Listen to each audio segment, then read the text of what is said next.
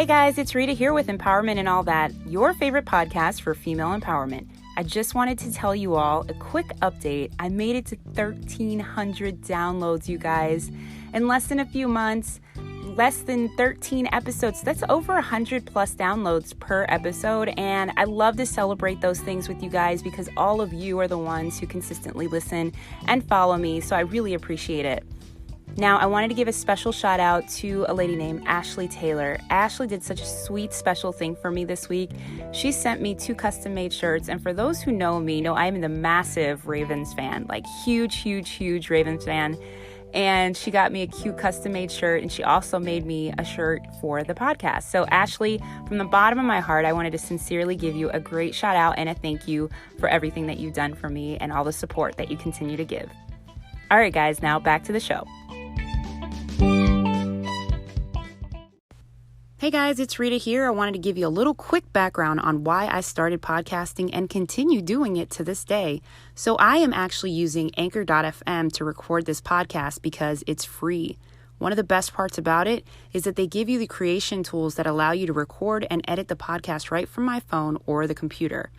Anchor also distributes it for me, which is really cool because it makes it so much easier for me, and I can be heard anywhere from Spotify, Apple Podcast, and so many more. You can also make money from the podcast with no minimum listenership. It's everything that you need to make a podcast all in one place. So what are you waiting for? Download the Anchor app now. Welcome back to another episode of Empowerment and All That, your favorite podcast for female empowerment. Today I have a special treat for you guys. Stephanie Osborne, CEO of Lead Meditation and Guide for Meditate New Orleans, joins me today as we talk about the power of meditation. Stephanie, thank you so much for joining me today. Thanks for having me on. I'm excited about this episode. It's awesome that both of us find so much enjoyment out of meditation. Why don't you tell us a little bit about yourself? Okay, so I'm a meditation guide in New Orleans. I've been studying meditation since I was 15 years old, and I've studied throughout high school and college, and I eventually started guiding my family and friends, and now I am a meditation guide. What would you say a meditation guide does in particular? Okay, so a meditation guide holds a space for people to be in the present moment. And sometimes that's through silence, and sometimes that's through verbal guided meditation. And it's really about creating an atmosphere that allows people to be in the present moment. How I met Stephanie, she was actually one of the reasons why meditation has now become a regular part of my day and my life. If you're ever in New Orleans and you stop in to see her, you guys are in for a fabulous treat because Stephanie has such a soft, sweet voice and is able to really bring you to that place of peace while you're listening to her help you calm yourself down and be really present in the moment. So I want to thank you for that special, just giving us that ability to do that. It's so empowering, Thank you so much, Rita. How did you get started in meditation? So I was a student at New Orleans Center for Creative Arts. They call it NOCA. It's like the Fame. If you've ever seen the TV show Fame, I'ma live forever. It's like that at school. And so in theater, there were several different classes. One of the classes was body movement. And at the end of the movement class, we would always have a meditation, a guided meditation. It was so good. It actually led me to take yoga in college, and then yoga and meditation throughout my college, and throughout once I even graduated, I was still studying it and using it with my kids and with my family members and friends. And it's just been so helpful. Speaking about family, how did your family feel when you started your process of meditation? You were Christian at the beginning, correct? Right, right. And but you can be a Christian and still practice meditation. So a lot of people associate meditation with Buddhism because it stems from the Hindu and Buddhist culture. However, mindfulness and meditation is really about being in the present moment. So John Kabat-Zinn, the creator of mindfulness-based stress reduction, he says that mindfulness is the awareness that arises when you pay attention to the present moment, like right now. on purpose and without judgment. And it's a beautiful thing. It has nothing to do with what you believe. It's just about being in the moment. And even in, I don't know if you've ever heard this, but even in Christianity, they say that when you're praying, you talk to God. When you're Mm-hmm. meditating, God is talking to you. Oh, wow. That's such a beautiful saying. Yeah. It's very interesting because, you're African American. My Hmm. parents are Hispanic, right? Hmm. Like, so I know for my culture, for sure, like when you start talking about meditation and they start associating it directly to Hmm. Buddhism, it's almost like you're pulling away from the culture that you were raised Hmm. in. And it's like you get this backlash. Did you receive any backlash from the community when you first started on your journey? Oh, definitely. Because people don't really, a lot of people don't understand what meditation is. So it's weird to some people. But once you explain it and they experience it, it's like a shift. Mm-hmm. And then they become advocates. But it Mm-hmm. depends. It really depends on what you guide. So, for example, if I guide someone who's like a hardcore Christian, Buddha, Baptist person, like people that are Mm-hmm. Baptists and Pentecostal Methodists, sometimes they speak in tongues. So I would not do a primordial sound meditation, which is using Sanskrit, because it's a Mm-hmm. Sanskrit mantra, but I wouldn't use that with them to start because repeating a mantra from another language might be intimidating. So I would start with mindfulness. And then after they learn to trust me and know and really allow me to explain what primordial sound meditation is, then we might go into that. But even then, sometimes people say, I'm not gonna say something I don't know, but they might repeat a mantra in English. The only problem with that is when you repeat a mantra using words that have a meaning, then it shifts your attention to the meaning instead of the vibration of the mantra. I hope that makes sense to you. Yeah, absolutely. It's like almost shifting your mind to continue thinking Right. versus detaching from thought, right? Correct. Correct. Yeah. So, what types of meditation do you teach? I offer mindfulness meditation and also primordial sound meditation, and that's from Deepak Chopra. So, if you've ever heard of transcendental meditation, Deepak studied transcendental meditation and then he created his own Sanskrit based primordial sound meditation. And it's the difference is that with mindfulness, you bring yourself back to the present moment by focusing on your breath and your body, um, awareness of your body.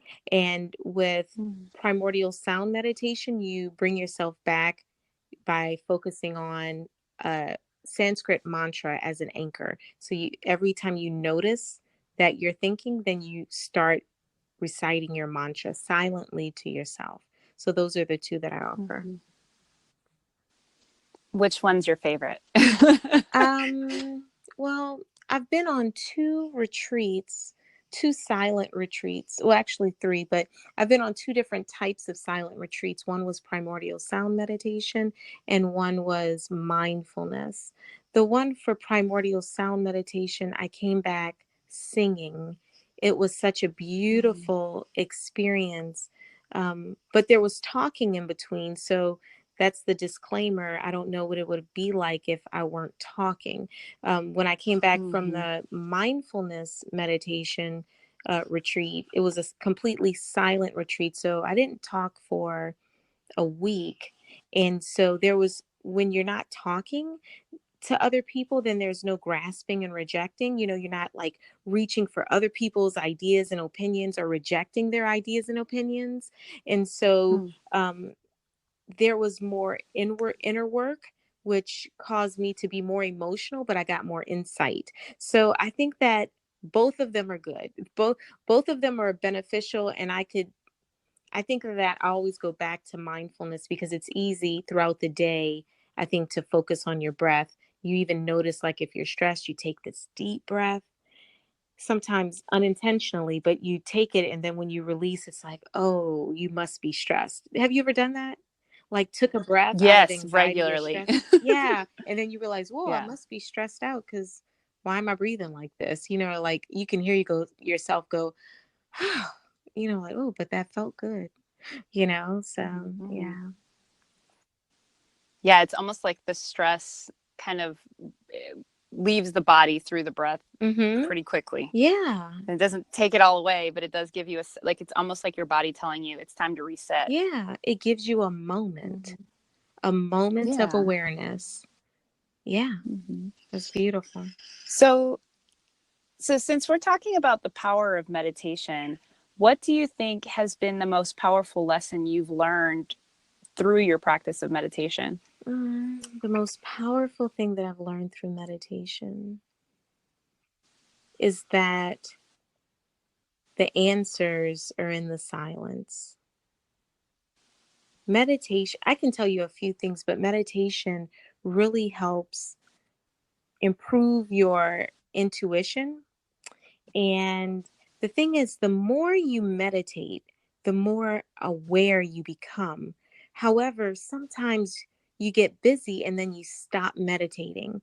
And then Mm-hmm. you realize that the things that were coming easy to you before aren't as easy. For example, I naturally have high anxiety.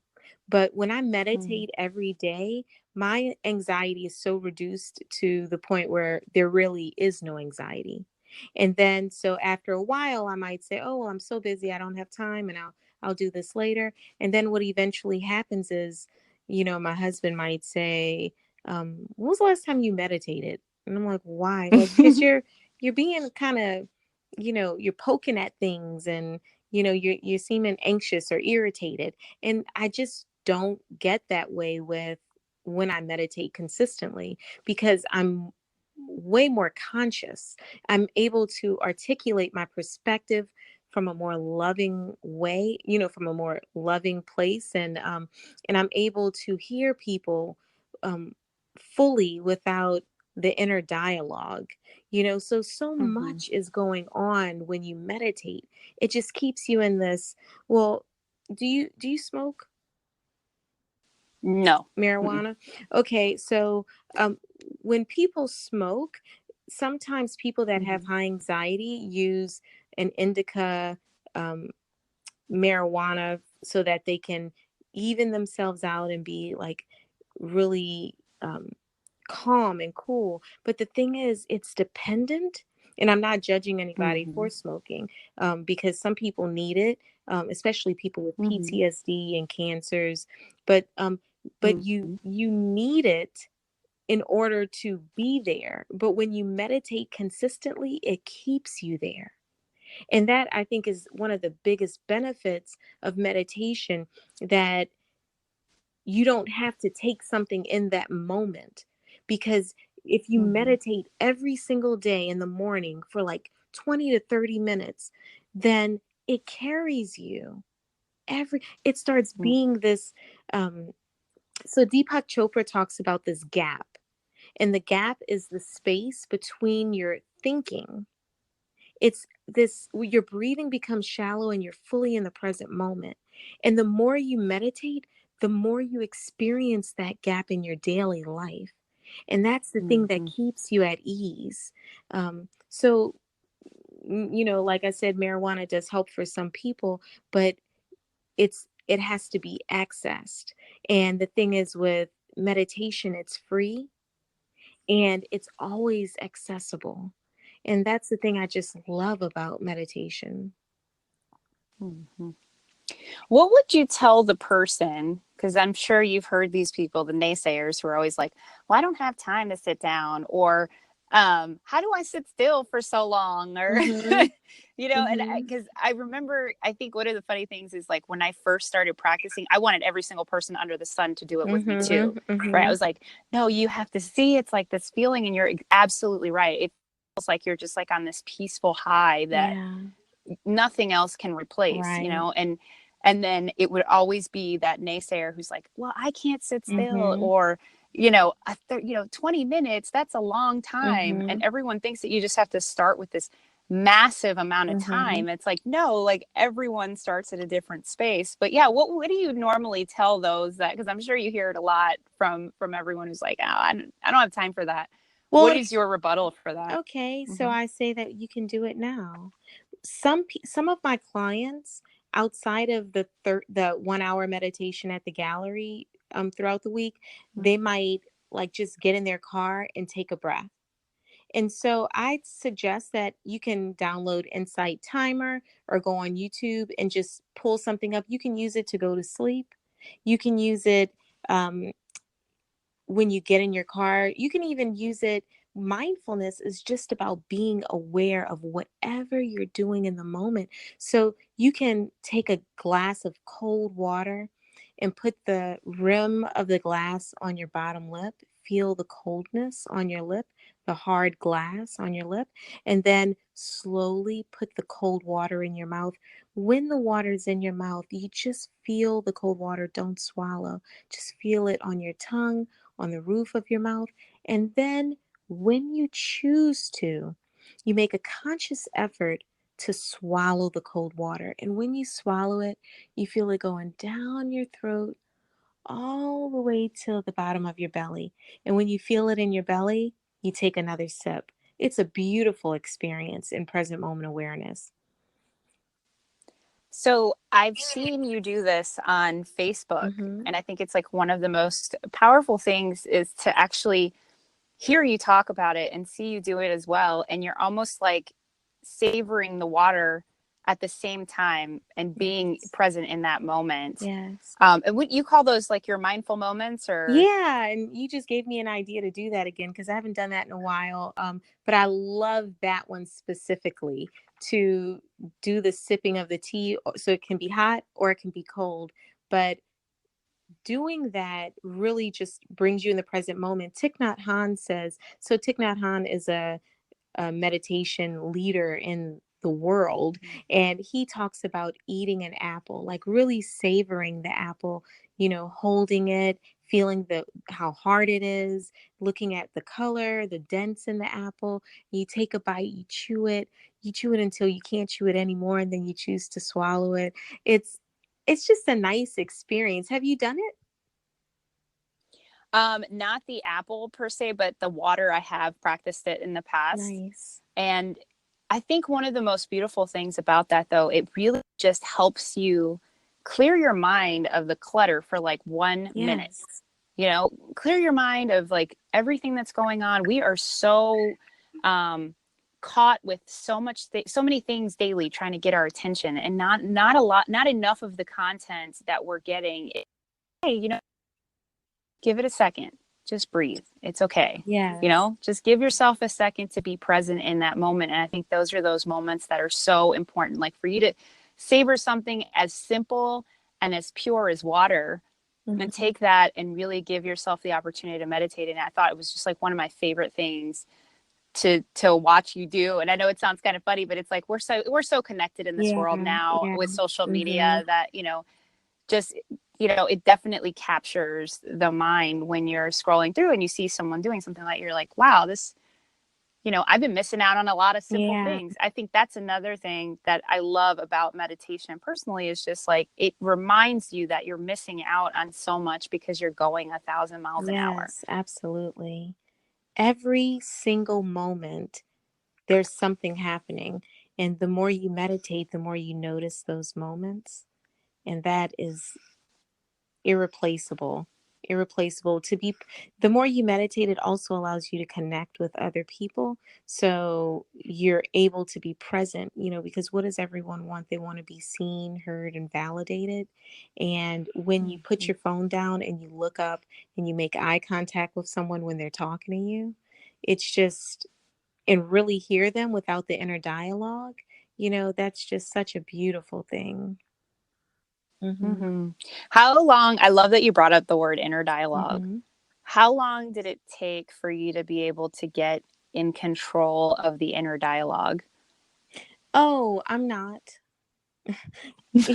No, I'm not. Thank you for your honesty. Yeah. Yeah, I mean, so there are times when I sit down for meditation. I try to meditate every morning for 30 minutes a day. And sometimes I have a super busy mind, and sometimes I just remember to constantly bring myself back to the present moment. So the thing is, and the more you bring yourself back, the more you are able to slip into the gap.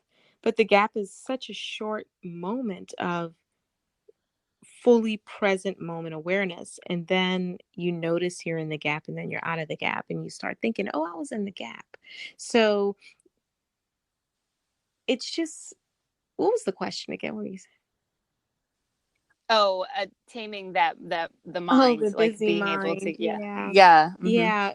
or the And monkey mind, right? yeah, the monkey mind. And so a lot of people, I posted something recently about meditation, and a lot of people were saying, I can't get my mind to just be still. I can't erase all my thoughts. And it's about not so much erasing your thoughts, because you're living. So you're always going to have a stream of consciousness and a stream of thinking that'll come up.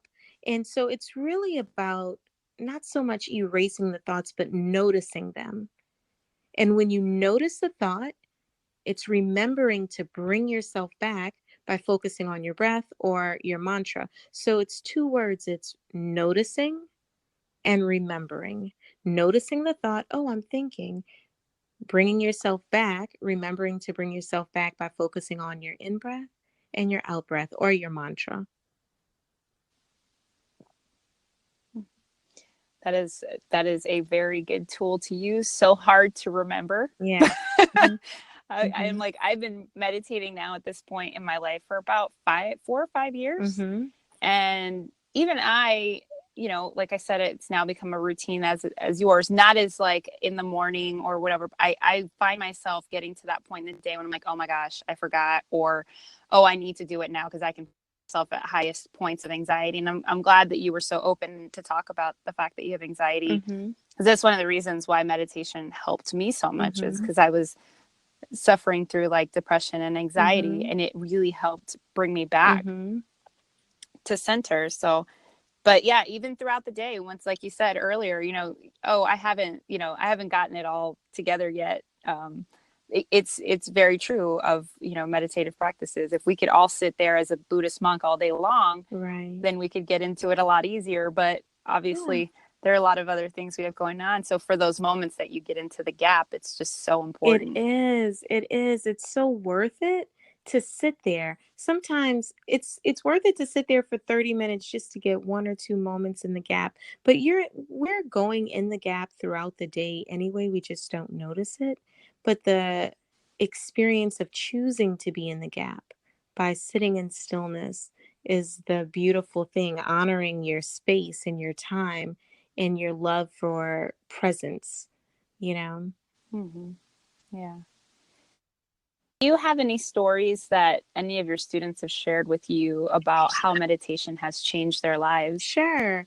I have one story of this lady. Her name is Claudia, and I'm sure she'll be fine with me telling this story. She went to the doctor, and the doctor was taking her blood pressure, and her blood pressure was kind of high. And she said, wait, let me take this again. I can breathe through this. And so she started slowly controlling her breath. And the nurse said, I'm literally watching your blood pressure lower. That was pretty Wow. cool.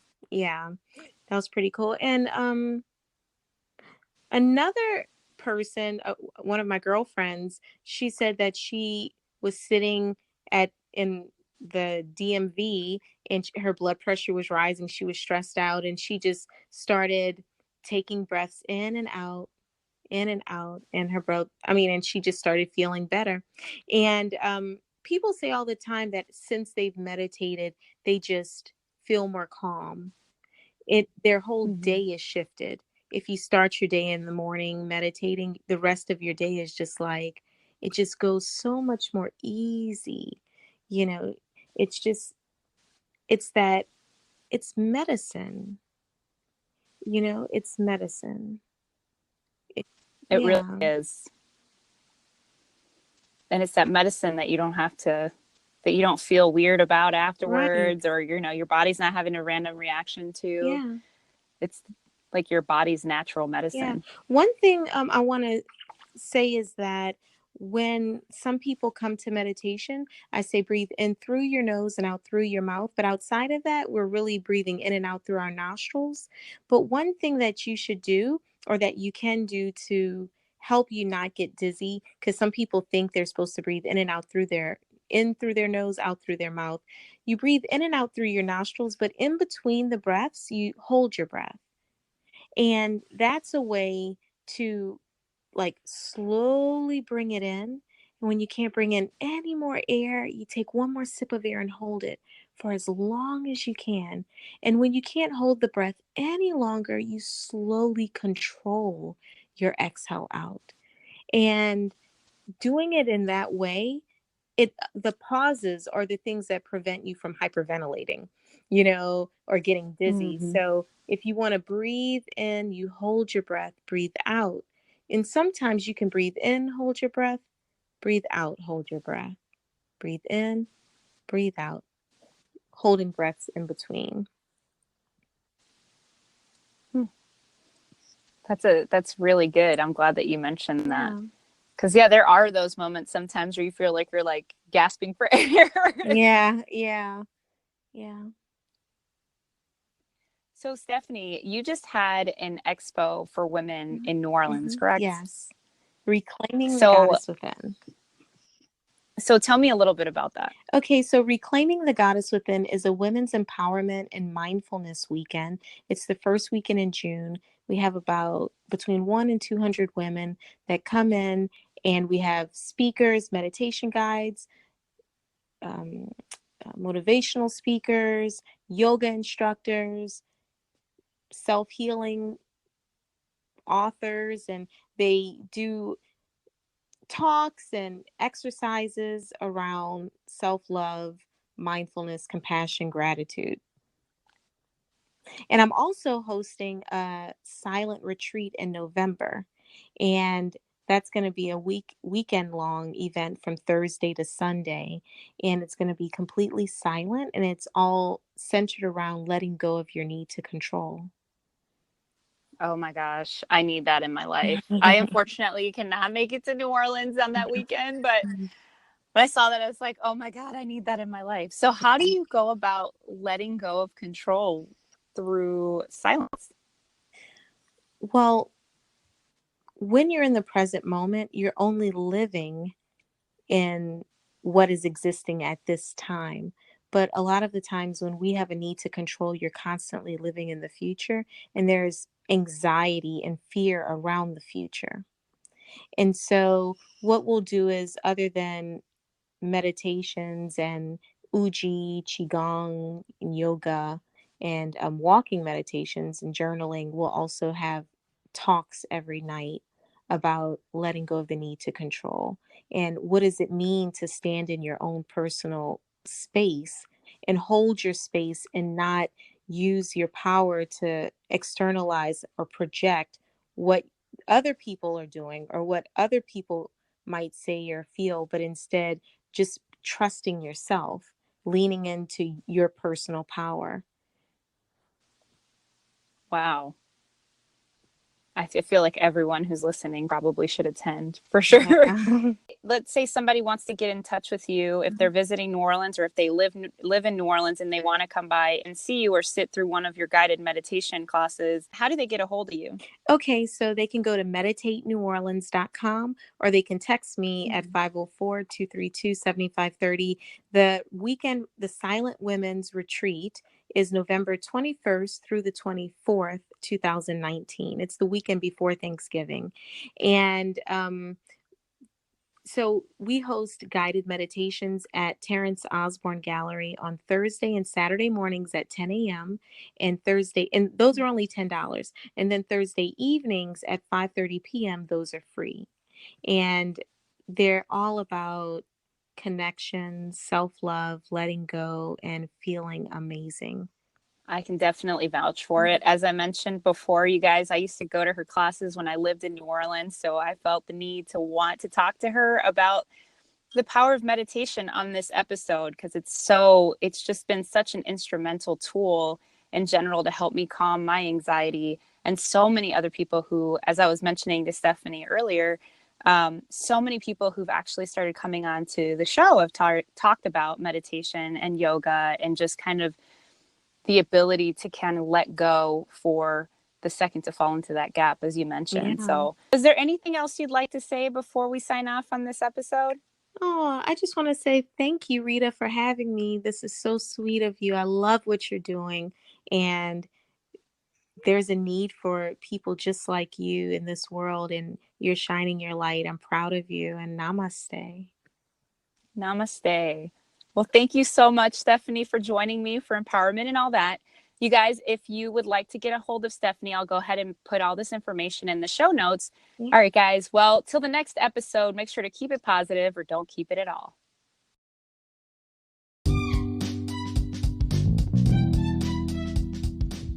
Thanks again for joining me for another episode of Empowerment and All That. For daily inspirational messages, follow me on Instagram at Rita, RITA_Bautista, BAUTISTA 1111, or you can follow Empowerment and All That on Instagram and on Facebook. And remember, keep it positive or don't keep it at all.